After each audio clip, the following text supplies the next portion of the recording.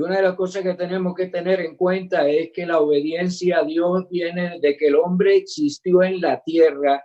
Dios le ha puesto mandamientos para que él obedezca.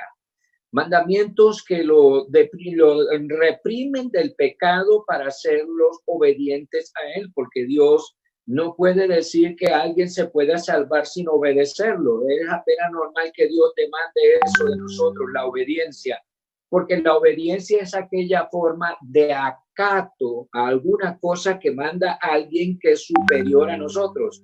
Cuando nosotros entendemos quién es el que manda, nos sujetamos, nos sometemos, no nos sentimos mal por eso, nos sentimos satisfechos de obedecer a Dios. Y amigos que me escuchan en esta noche, la bendición de Dios sea sobre ti. En el momento que Dios te traiga hacia Él y se sujete usted a Dios, usted va a ver la satisfacción que se siente cuando uno obedece a Dios, porque sabe que ya la vida no va como el tamo que arrebata el viento según el Salmo 1, ni como las hojas que arrebata la tormenta. No, Señor, cuando nosotros te entregamos nuestra vida a Dios, comienza una vida privilegiada, una vida bendita, una vida de bendición, una vida llena de satisfacción porque le encontramos el sentido a la vida.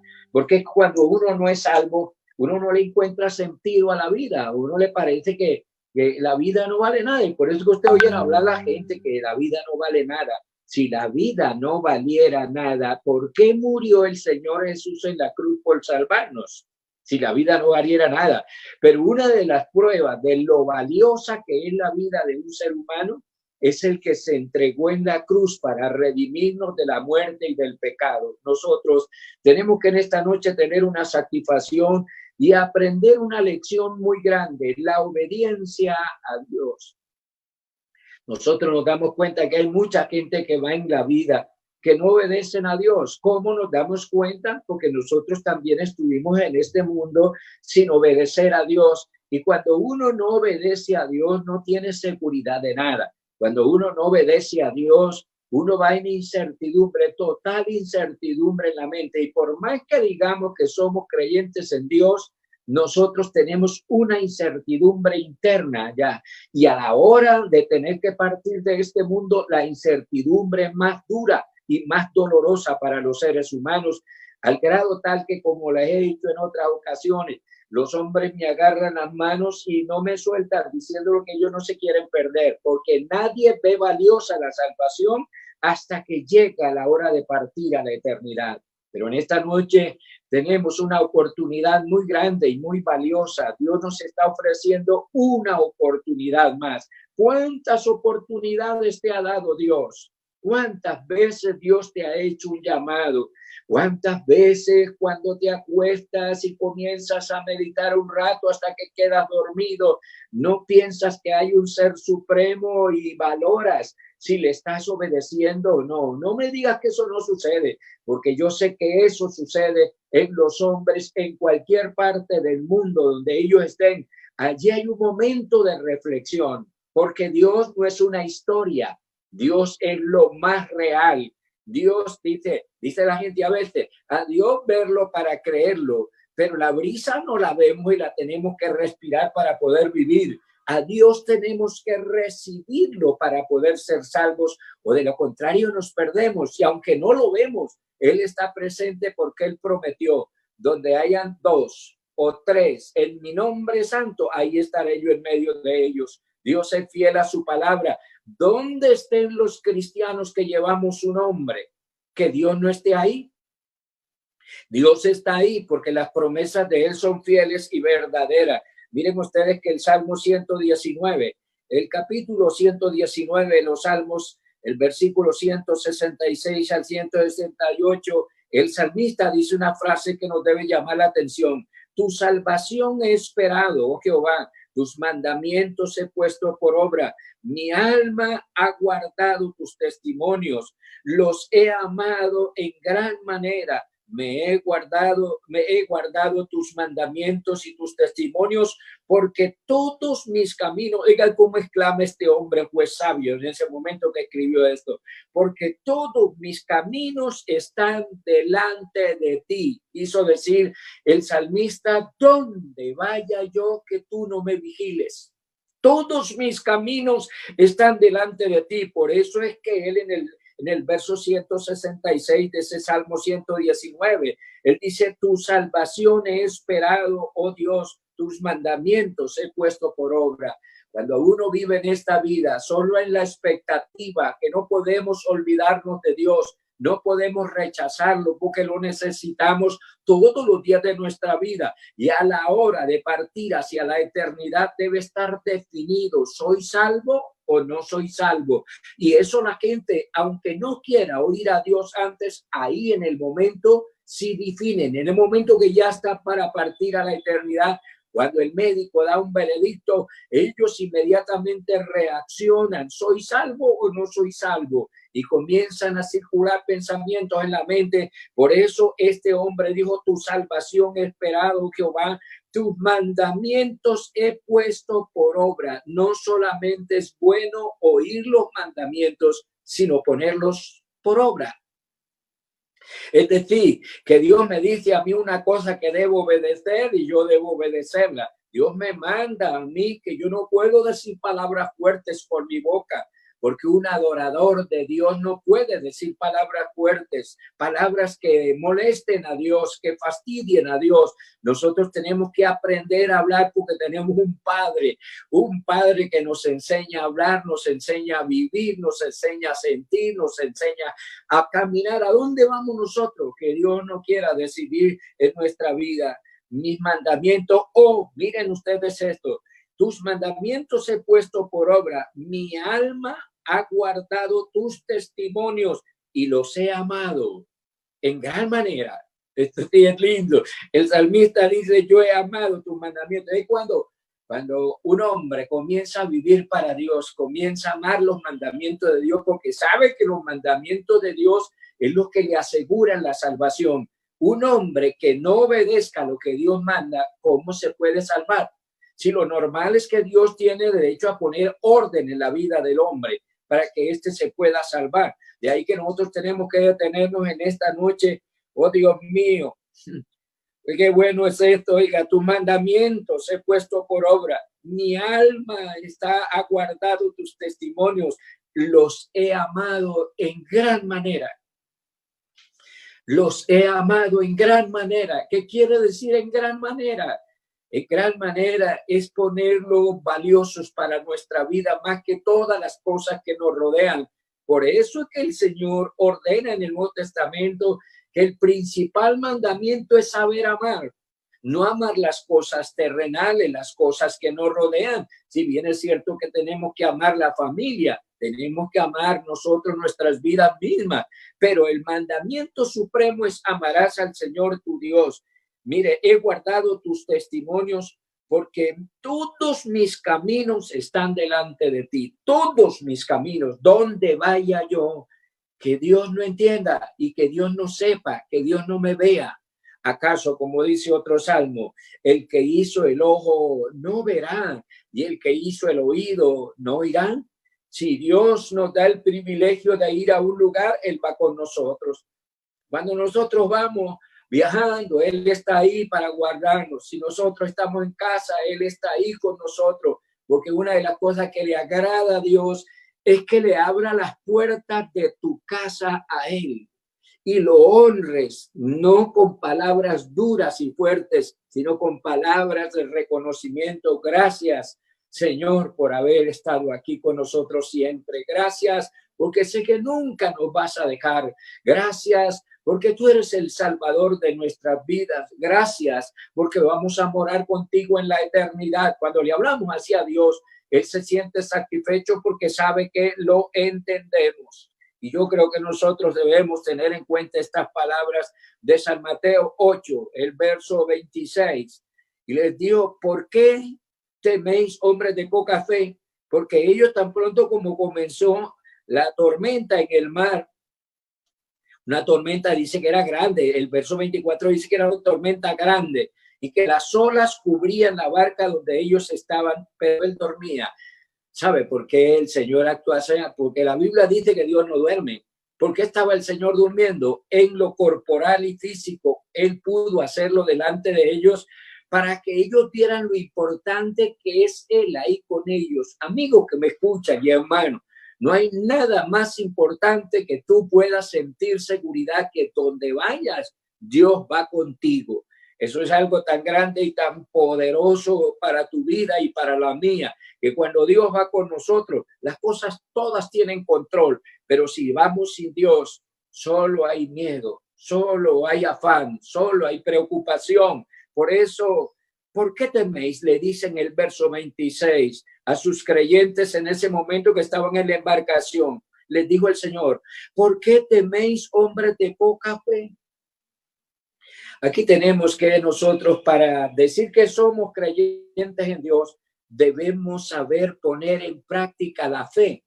Para decir que somos creyentes en Dios, tenemos que hacer uso de la fe, pero no una fe imaginaria, no una fe de palabras, una fe de corazón, una fe segura. Es que si ustedes me preguntan en esta noche, ¿cómo sabemos nosotros para tener fe en Dios? ¿Cómo sabemos que estamos teniendo fe en Dios? Cuando ustedes reconozcan la grandeza de Dios y se sometan a Dios en obediencia, ahí está comenzando a vivir usted la fe. Pero si usted nunca se sujeta a Dios, ¿cómo podrá decir que tiene fe en Dios? Si usted algunos pecados que no se pueden cometer delante de Dios los está cometiendo, ¿cómo se puede decir que se tiene fe en Dios? Es que la fe en Dios no es una mención sencilla. La fe en Dios es tan poderosa y tan gloriosa que aparta a los hombres del pecado y ellos nunca vuelven a sentir volver al pecado otra vez. Ellos están satisfechos con el Señor Jesucristo porque la satisfacción más grande de nuestras vidas es tenerlo a Él con nosotros. Porque si Él no está con nosotros, ¿cómo pudiéramos decir que tenemos seguridad de la vida? La gente va en incertidumbre y uno tiene experiencias muchas veces, hospitales, en clínicas, de hombres que tienen una incertidumbre muy grande. Yo estaba orando por un hombre en la clínica Comuneros y otro hombre, mientras yo estaba orando, él me estaba llamando allá a la distancia para que fuera a orar por él. Y cuando yo fui hacia él para evangelizarlo, él me dijo, qué pena haberlo perturbado, pero es que tengo una necesidad muy grande. Yo no sé si tengo a Dios o no lo tengo. Quiero que ore para mí, para asegurarme que yo tengo a Dios a mi favor y que voy a salir de esta clínica. Usted sabe que un enfermo que le hable a uno así en una clínica, eso le rompe el corazón a uno y de una vez uno entra en actitud. Qué bueno es cuando alguien es franco, necesito a Dios, necesito a Dios, necesito a Dios. Porque cuando necesitamos a Dios, Él se hace presente. Pero si nunca le decimos que lo necesitamos, ¿cómo puede estar el presente? Esta noche le vamos a decir en nuestra oración al final que lo necesitamos, todo lo necesitamos, en todo momento, en cada instante de nuestra vida, todos los días de nuestra vida, lo necesitamos. Así haya dinero, lo necesitamos. Así tengamos salud, lo necesitamos. Así seamos preparados con doctorados, lo necesitamos. A Él lo necesitamos en cada momento y en cada instante de nuestra vida. Por eso, ¿por qué teméis, hombres de poca fe? Verso 26. ¿Por qué teméis, hombres de poca fe? A veces he pensado mucho en este texto, porque decir que yo tengo fe en Dios, debo pensar cuidadosamente cómo estoy pensando y qué estoy sintiendo por Él. ¿Por qué pensáis así? ¿O por qué teméis, hombres de poca fe? Hombre, yo pregunto muchas veces que el Señor se acostó en la lancha, en el barquito pescador, a dormir cansadito porque él no lo dejaban descansar. Llámalo acá, llámalo allá, predica allí, predica allá, sana enfermos acá, sana enfermos allá. Es por donde iba haciendo su labor. Pero ahora hay algo importante, le dice a ellos, hombres de poca fe. Ahora, si esos hombres andaban con él y tenían poca fe, ¿cómo serán los que no andan con él? Aquí tenemos que detenernos a pensar un poquito y razonar estas cosas. Si ellos que andaban con él y veían los milagros, proezas, maravillas que él hacía, lo vieron cuando en el cementerio levantó un muerto de 4 días. Pero mire que el Señor les dio hombres de poca fe, porque parece que ellos ni viendo las cosas, Dios les nutría la fe que debe haber en cada persona. Amigo, esta noche yo voy a orar por ti y por todos los hermanos que me están escuchando, que Dios nutra nuestra fe, porque yo necesito que Dios nutra mi fe, que yo no tenga una fe imaginaria. No podemos tener una fe imaginaria, tenemos que tener una fe pura, porque si a esto les digo hombres de poca fe, ¿qué tal a los que se imaginan que tienen fe en Dios? ¿Cómo creo yo que hay gente que se imagina que tiene fe en Dios? Porque ellos ni oran, ni buscan a Dios, ni leen la Biblia, ni le dan gracias por los amaneceres, ni por los anocheceres. Usted sabe, cuando uno entiende esto, oiga, que Dios nos dé 12 horas de día y 12 horas de noche, eso es para reconocerlo todos los días de nuestra vida, porque de donde este mundo se detuviera, no queda uno solo vivo. Yo les he explicado a ustedes eso. No quedaría uno solo vivo, porque la parte que queda hacia el sol, todo se secaría, todo se quemaría. Y la parte que queda, la oscuridad, toda se congelaría. Por eso nosotros tenemos que ser muy agradecidos en cada amanecer y en cada anochecer, ser prudentes en la forma de hablar, porque es que el Señor, cuando hizo todos sus procederes de la naturaleza, los hizo para favorecernos a nosotros. ¿Por qué teméis, hombres de poca fe? No me diga usted que en algún momento usted no ha temido algunas cosas. No me diga eso. Yo tenía un amigo que él siempre me decía, yo no le temo a nada, Pablito, yo no le temo a nada. Yo voy en la vida y yo no le temo a nada. Cuando tenía mi trabajo, él siempre llegaba, yo no le temo a nada, yo no le temo a nada. Y yo le dije, yo sí le temo a todo. Y más a mi Dios Salvador, a él sí le temo. Pero no es un temor de miedo, es un temor bíblico, es un temor santo, es un temor espiritual, es un temor que produce Él en nosotros por su espíritu. Eso es lo bonito, porque hay gente que le tiene miedo a Dios. El temor se tiene por conocimiento, el miedo se tiene por falta de conocimiento. Porque cuando se tiene conocimiento en Dios, entonces se le honra, se le respeta, se le sigue, se vive una fe pura, no como la que estos hombres tenían estando al lado de ellos, hombres de poca fe. ¿Por qué digo hombre de poca fe? Porque fíjese usted que una tormenta, y teniéndolo a él ahí, ya estaban desconfiados, ya estaban angustiados, pensaban que era el fin de sus vidas.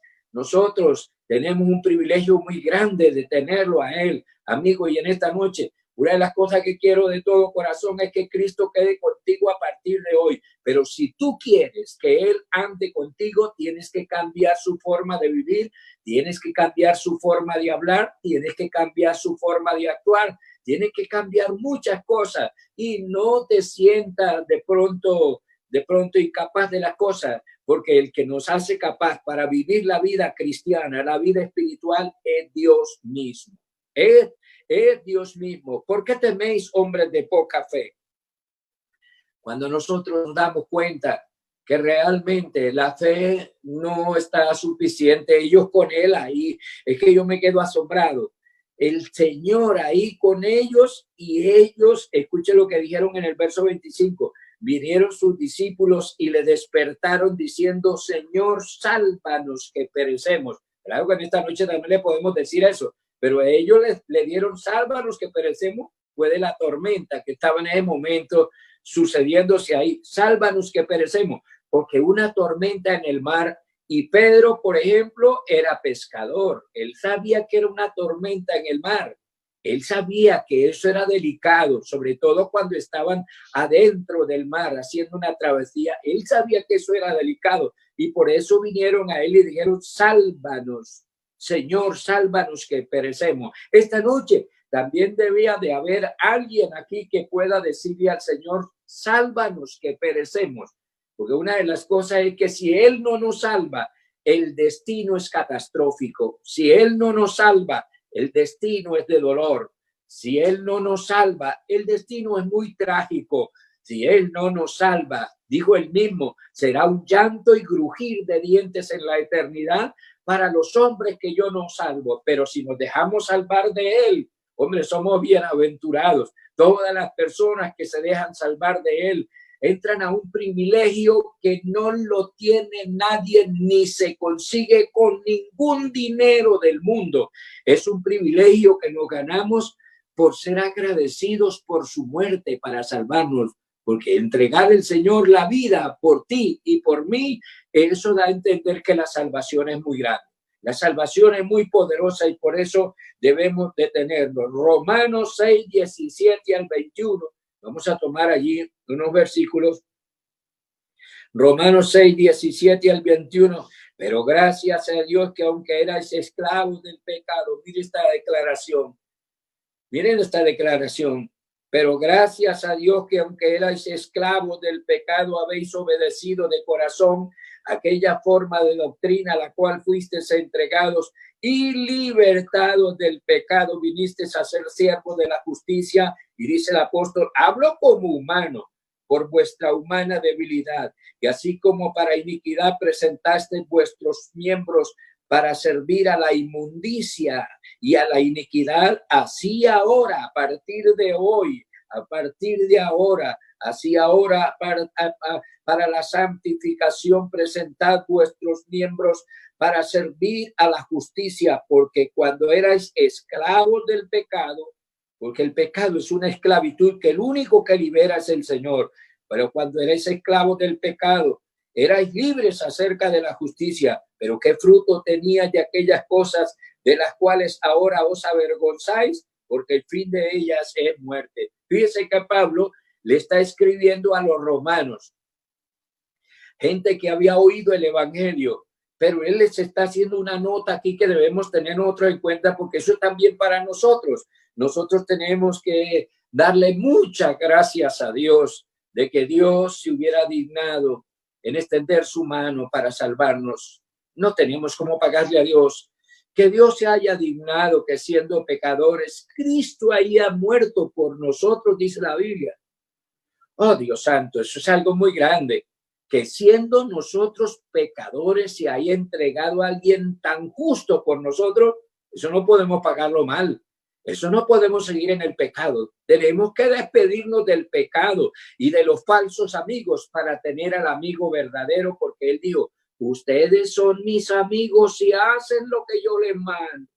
Nosotros tenemos que tener claro eso. Por eso el verso 17 del capítulo 6 a los romanos que estamos viendo dice, pero gracias a Dios que aunque erais esclavos del pecado, habéis obedecido de corazón aquella forma de doctrina a la cual fuisteis entregado. Hay gente que está en el pecado, tomadores, alcoholizados, drogadictos, consumidores, y ellos piensan que nunca van a poder salir de ahí, que ya ese fue su destino, porque el pecado cuando cautiva a una persona no quiere soltarla.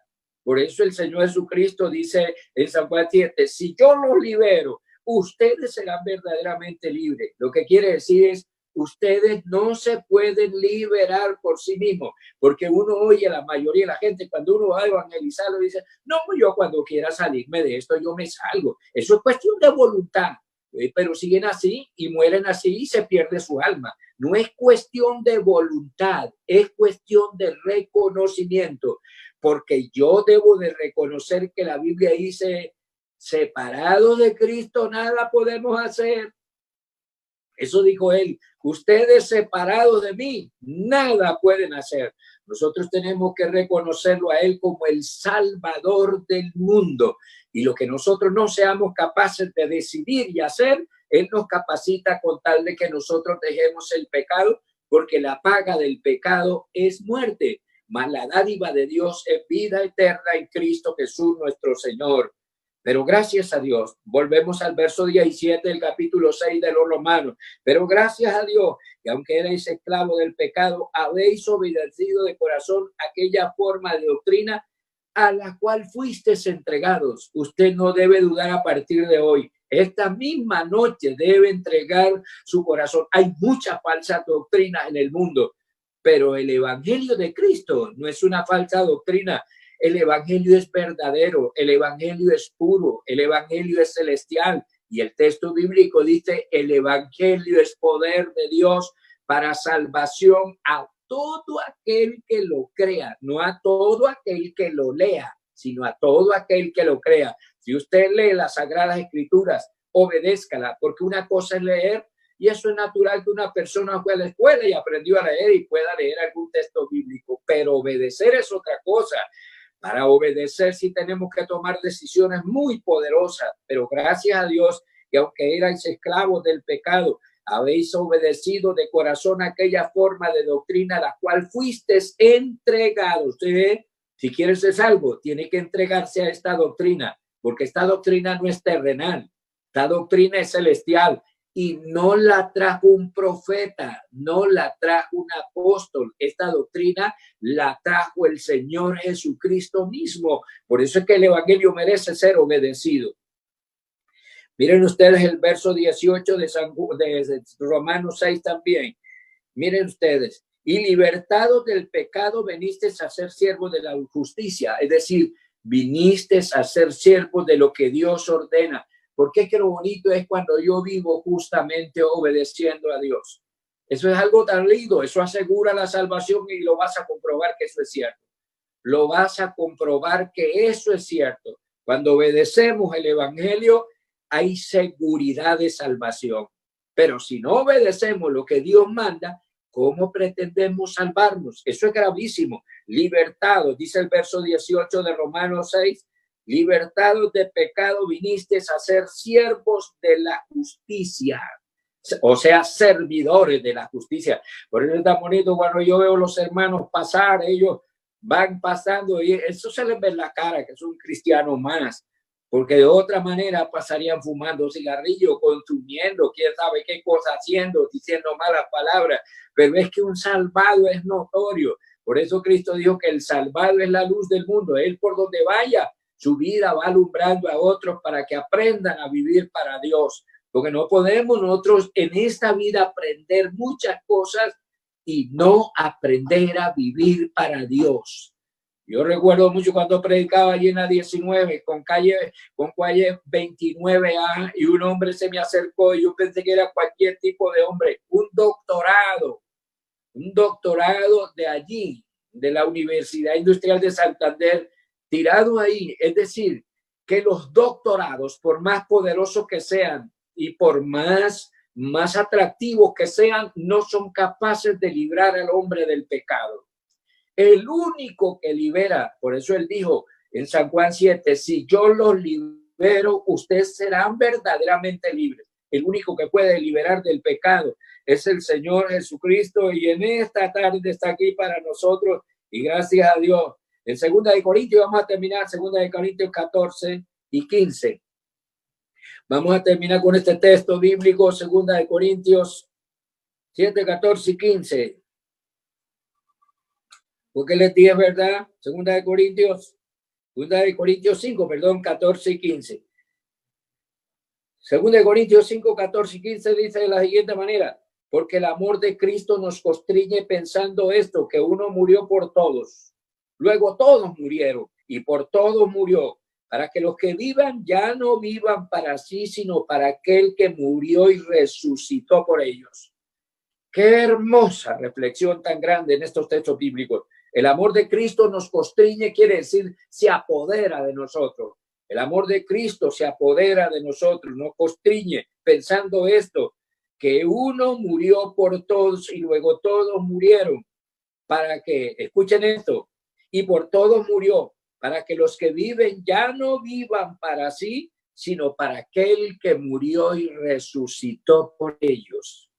Una bendición más grande. Los seres humanos tenemos una bendición muy, pero muy grande. Supónganse ustedes que el Señor Jesucristo hubiera venido, lo hubiera matado y no hubiera resucitado. ¿Qué esperanza habría? Pero no había habido el primero, ni sacerdotes bíblicos, sacerdotes, hablo levíticos, sacerdotes levíticos, ni profetas, ni apóstoles, se habían levantado. Ellos quedaron ahí esperando a la primera resurrección, pero él se levantó al tercer día para gritarle a la humanidad que él es el Salvador del mundo. Por eso no podemos negarle nuestro corazón, no podemos negarle nuestra vida, porque en ningún otro hay salvación. Digo el apóstol Pedro, allí en el capítulo 4, versos 12 y 13. Este Jesús es la piedra reprobada por vosotros los edificadores, la cual ha venido a ser cabeza del ángulo, y en ningún otro hay salvación. En ningún otro, porque él es el mismo de Isaías 45, 22. Yo, Jehová, y fuera de mí no hay quien salve. Y si Cristo vino salvando, es porque él es el Dios del Antiguo Testamento, que se vistió de un cuerpo de carne para comprometer los hombres delante de él, y resucitó al tercer día para comprometer los hombres delante de él, y se fue al cielo después de 40 días haber hablado con sus apóstoles, y comprometió al mundo entero también. Por eso esta noche usted tome esa decisión y Dios está aquí para ayudarte. Vamos a orar por ti. Y por todos nosotros vamos a orar en este momento y le vamos a decir a Dios que obra. Amigo, sea sincero con Dios, porque una de las cosas que le gusta a Dios es que nosotros seamos sinceros, nos presentemos tal como somos.